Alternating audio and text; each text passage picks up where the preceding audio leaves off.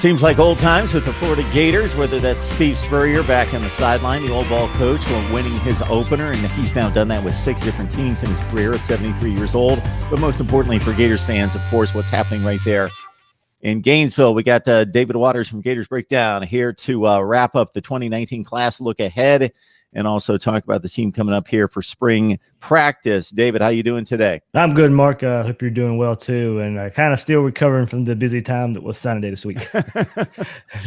still in a bit of a daze. Yeah. From the early signing period has helped it a whole lot. February is not as big as it used to be, but still with what Florida was able to do in their big close, it was still a busy day for Gators, covering the Gators on signing day. Absolutely, and that's exactly what it was. He has started fast, and he's not let up, and he's been closing, and that was impressive what he was able to do right to the finish line. This guy just hasn't really missed a step, especially in the recruiting path.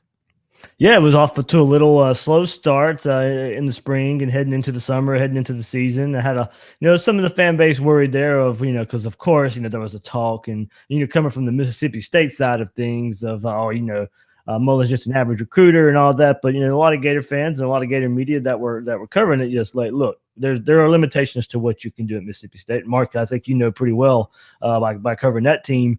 In the past, you have some limitations. Mississippi State doesn't have the money that Florida, Alabama, Georgia, Tennessee, and the more traditional SEC powers have. So you're kind of somewhat limited there. One of the reasons Dan Mullen, had to eventually leave Mississippi State if he wanted to be able to live up to his potential. He had to go to a place like Florida where you can recruit home-based talent. You can drive 3 miles or 3 hours north, 3 hours west, and east and south, we're from Gainesville, and you can pretty much reel in your recruiting class from that. So the little worry there was heading into the season there, but coming off a 10-win season, you had some players that that probably affected just a little bit. We'll talk about it, I'm sure, but I think that will affect more of the 2020, 2021 kids. But I don't think you can discount what the 10 wins and the improvement on offense did, and I think it helped. 7 of the 10 top players in this class were signed, either signed from early signing period and national signing day. So Florida closed well. They got the 3 Lakeland kids, and then on signing day, was able to close with Kyer, Elam, and Bogle. Elam, you were able to keep him away from your big-time rivals in Georgia, and Bogle, you flipped from Alabama. So it's a big-time close there from Dan Mullen. Was able to pull it in, get a top 10 class, and Gator fans are excited for what they can see in this class. Absolutely. So the quality's there, and also the quantity with 25 signees. 9 are already on campus, enrolled, ready to go. To make an impact, get ready to play during the spring and compete for jobs and positions on special teams. 5th ranked class in the SEC, according to 24/7 Sports, number 9 in the land. And you mentioned Bogle. That was a guy that I became familiar with, even though I'm not a recruiting guy, from talking to so many other bloggers and writers in addition to yourself, and getting acquainted with him being pulled in all sorts of directions. So, yeah, it was Bogle. And Elam, obviously, with legacy ties, able to reel them in from direct competition was huge.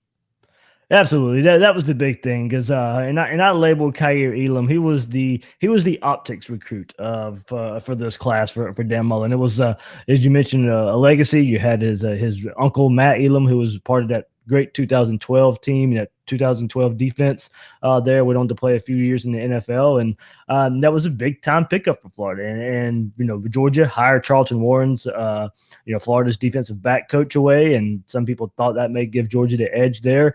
Florida bounces back just a couple of days later and hires Torian Gray, and there's a connection to the Elam family with Torian Gray, and how they know him, and Brandon Flowers, who Torian Gray coached at Virginia Tech. So there was a little connection there, and then when it was all said and done, I think Elam was, he could get sold on staying in state, playing for the Gators, where you were probably raised to follow the Gators, and then get coached up by Torian Gray, who has a long line of successful recruits, college players, and then sending those guys to the NFL and then being successful there as well. So your development was big under Torian Gray for Elam. And then Bogle, this is the second year in a row Florida has been able to snag a player that was thought to go to Alabama on signing day with Langham last year.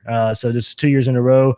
Some worry there when South Sinceri left to go to Alabama, that some things with all the coaching change that was going on at Alabama, that's what got Bogle kind of looking around. But with Sinceri leaving Florida and going there, some worry there that Bogle may stick around with Alabama since he has some familiarity with Sinceri. But no, Florida was able to make a hire in David Turner at defensive line. But it was really Todd Grantham who's really sold Bogle on. You go back to Grantham's always got that big time edge rusher who goes and gets the quarterback. You go back to Georgia and Jarvis Jones, and you go and fast forward all the way to this past season with what Ja'Kai Polite was able to do. And it was a really easy sell for Bogle to be kind of mentioned in the mold of those two guys. Dave, we've got the early enrollees, 9 of them. Obviously, they've got a huge advantage. They get acclimated to campus life, school, start working out, get bigger, stronger, meet the expectations or start to of the physical demands of getting in that kind of condition, start to learn schemes and techniques and all that. It's a huge advantage coming in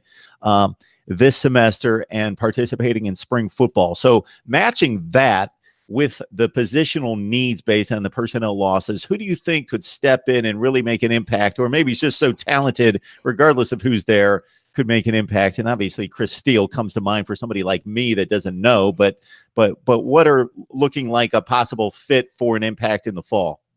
Mark, you mentioned it, and it's really going to be Chris Steele, because you have Marco Wilson, who got hurt in the Kentucky game last year, second game of the season, went down with an injury.